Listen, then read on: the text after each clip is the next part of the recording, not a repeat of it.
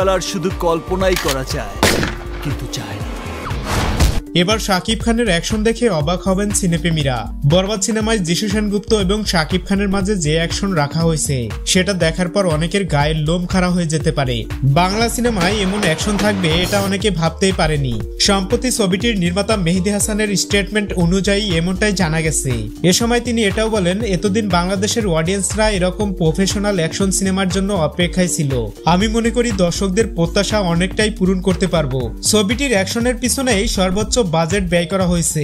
বরবাদ যেহেতু অ্যাকশন নির্ভর সিনেমা, তাই অ্যাকশনটাকেই বেশি প্রাধান্য দেওয়া হয়েছে। প্রথমবারের জন্য শাকিব খানের সাথে কঠিন ফাইট হবে যিশু সেনগুপ্তর। এটা সত্যি একটা ইন্টারেস্টিং বিষয়, যেটা দেখার জন্য অপেক্ষায় আছে লক্ষ কোটি ভক্ত অনুরাগী।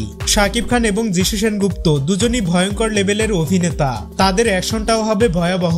এবার শুধু সময়ের অপেক্ষা। শাকিব যিশু ছাড়াও আরো গুণী অভিনেতা আছে এ সিনেমায়, যেমন বাংলাদেশ থেকে রাখা হয়েছে মিশা সওদাগরকে, এবং তামিলেরও কিছু অ্যাক্টর থাকার কথা আছে বরবাদে। অতএব আসন্ন ঈদে যে শাকিব খান ঝড় তুলতে আসছে এটা আর বলার অপেক্ষা রাখে না।